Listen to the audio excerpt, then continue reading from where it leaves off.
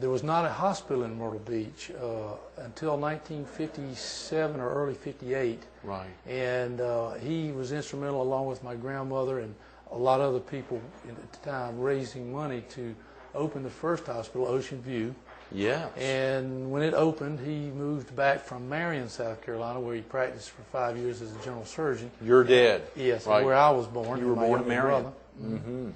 And so I moved to Myrtle Beach when I was 3, and also was raised here. Right. And my father was very active in the community, not only the church, First United Methodist Church, which was where we went. Sure. But also he served on the city council. He was mayor pro tem in the early 70s. Is that right? Yes, sir. He was an avid outdoorsman, loved to hunt and fish. Quite frankly, that's why we, the family and the company, they bought the property where Caledonia Golf and Fish Club is now, because it was purchased really as you might say, a retreat. Right. For the family members of the company. Still close enough that they could easily get down there any day of the week, any time of the day. Right. But far enough away that it wasn't right in the heart of Myrtle. That's right. Of course, back in the late 60s, early 70s, when he bought it, Pawleys Island was really kind of way out of town. Right, right. Good drive. Yeah.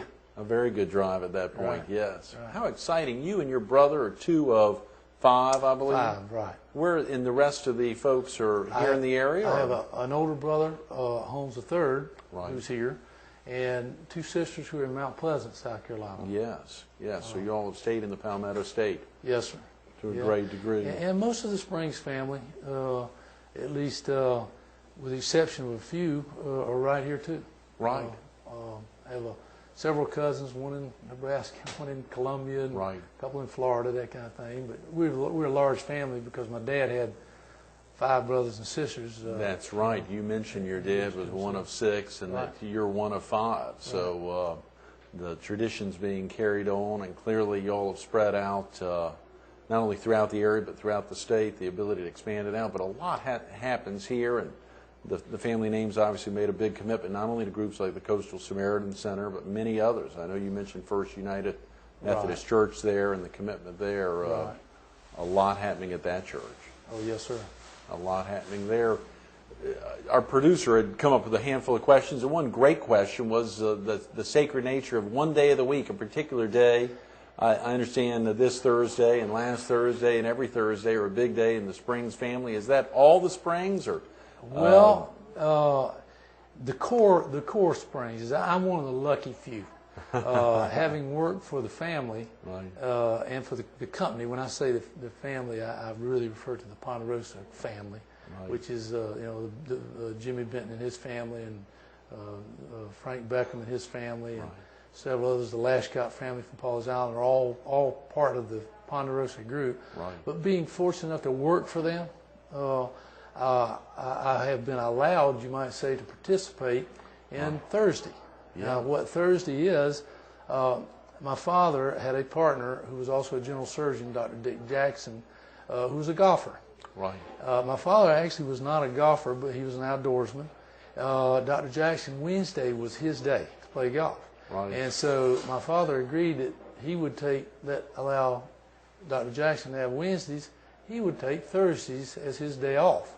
And my father, quite honestly, was sort of the paternal, leader of the group, Right, right. So his younger brothers all sort of alternated their day off to fit his. Yes. And they're all very close. And through the years, not only the brothers, but the peripheral friends, who are also business partners, sure, have taken Thursdays off. I almost hate to use the word religiously, but that's pretty much what it is. Mm-hmm. As I said, there used to be a joke in Myrtle Beach, and still some of the older people hear it, but that it's okay to die on Thursday, but don't be buried on Thursday because none of the Springs boys will be there. And as things would have it, both Frank Beckham, who was a dear friend, and my father both passed away and were buried on Thursdays. The trick was played backwards. That's yes. right. Yes, it came back to haunt. So amazing to think about it. A great testament there to finding traditions, sticking with them, continuing to find a way to make sure that those traditions can be kept. Well, my dad used to say, you know, he worked hard at what he did, which was as a physician. Right. He always told me, he said, you know, give back to the community what you can, serve your church, love your God, and also work hard at playing. Mm-hmm. He said because it's, believe it or not, it's harder than you think. Mm-hmm. And most people say, well, I can't take Thursdays off. I couldn't do that every week. And for the most part, I understand why they can't. You know, people have 9-to-5 jobs 5 days a week, and they're there. Right. But in order to make a commitment to take off a certain day every day, rain or shine, you really have to work hard at it. Yes.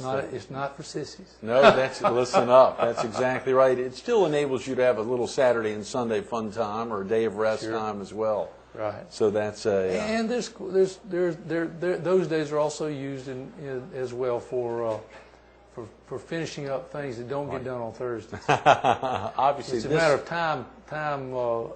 Good time management. Yes, right. yes. This Saturday will not be a total play day for you. I assume you'll be out working to help make sure the tournament runs off like with a bang. That's true. I'll be there. I'll be there for the whole tournament, welcoming everybody and making sure that everybody's fed and get their prizes. And I won't be able to control the weather though. So if there's any complaints there, you'll have to talk to somebody else. Rain or shine, the tournament will go on. Is there ever have there been in the 13 or many years the tournament's been on a rain day, or you ever needed something like that, or you just find a way to make it happen? I don't recall the tournament ever being totally canceled. I do remember we've had days, you know, we've had showers and it had to be held up, and it caused the tournament to go later in the evening. Right.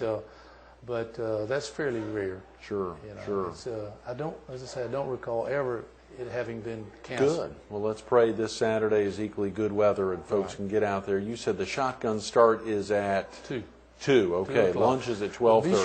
Be sure to come for lunch. Great. And there's some time for you to sign up. We've got to get all the teams signed in and make sure that you've gotten your mulligans and your raffle prizes and that kind of thing, so that you don't miss out on any chances. Y'all will be capping it at 144 players, though. Right, so 36 teams. So it'll move. Should move pretty relatively quick. Yeah. Once those 36 teams are full, we'll have to close the folks. Absolutely, folks can still call this morning or call any day this week 448-4820 to try to get in. If they'll find out when they call if there's still any slots available. Right. If they can't get through, as you said, to please track you down. But 448-4820. Focus on calling the office to try to get in there. And would folks have to have a foursome? Could they sign up by themselves? They can certainly sign up by themselves. Okay, absolutely, great. Absolutely. And there are possibilities that there are others who are looking to be paired. Good. I don't have the T-sheet in front of me right now, but I'm sure that every year we always have a single or two or even three looking for an additional to make a fourth. That's great. I think Kathy had mentioned that it would be early this week that you'd have a cutoff for the whole sponsorships. Couldn't wait until the last minute for that. That it would be early this week. You could possibly wait until Friday or even the day of to get in if there were still any slots. But well, the whole sponsorships, they like to make sure that they get proper credit. Right. And I'm sure it's because they need signage made in time to give those people proper credit. So so if you were of the nature to give to the center and you'd like to do it in the form of a whole sponsor, please call right away. You've probably seen a lot of volunteers of the center showing up at the tournament years past, and having been on the board for 12 years, served as its chairman for 9 years, probably some special moments that even occur out at the golf tournament. That is true. There are a large group of very dedicated people that serve the center in the form of volunteers, not just on the board, but the golf committee, and serving, just for the golf tournament. Right. Not just because they love golf, but they want to give back to the community as well. Sure. And you think about it day in and day out, as the center has that ability, and of course they really need to raise funds. They want to be able to continue to supply the services for folks who may not have the ability to pay what those doctors are actually worth. I mean, obviously they're worth a lot, but for their medical and psychology experience. Absolutely. At the same time, they're willing to step out there and make a difference Right. for whatever they're able to get paid. Absolutely. There is a lot of need for that in this community. When you think about the number of people who move to this area with the hopes of making it, making a success out of life, a lot of people come here and find that that's not the case, and they get despondent. They run into financial problems. They have abuse problems. In all forms and fashions, and even though the board, and as a member of the board, we're not privy to individual cases, but we're certainly informed of the various types of problems that are occurring in a community that only this center really is capable of handling, Right. because of the nature of the way it's set up. Absolutely. The needs are very great. John, thanks so much for being with us Yes, this sir. morning. I'm sorry we've run out of time. That's quite all right. Thank you for having me. Absolutely. Yes, Good sir. luck this weekend. Stay tuned. A little more Carolina People with John Springs coming up next. The Coastal Samaritan Center needs your help. This is a great opportunity. Think about it. A great round of golf, just $100 a person, $100 a person, $350 a team. The tournament is now. It is this Saturday. You got to get out there. John talked about getting out around noon. The lunch is at 12:30. Shotgun start will roll out around 2 o'clock. Big opportunity to be a part of it. Captain's choice. The tournament will move fast. It should be a beautiful day, but rain or shine, they'll find a way to get you in there. Just a $100 donation to Coastal Samaritan Center. A real opportunity. 448-4820. 843-448-4820. Or go online to coastalsamaritan.org. They've got the form to fill out. If you've got one or two friends, if you can get 4 of y'all together, that's $350 a team. $350 a team or $100 a person. But make a difference. Support the Coastal Samaritan Center. The Springs have been making a difference. They're making a difference every day. Thank you, John, Yes, sir. for everything. Thank you again.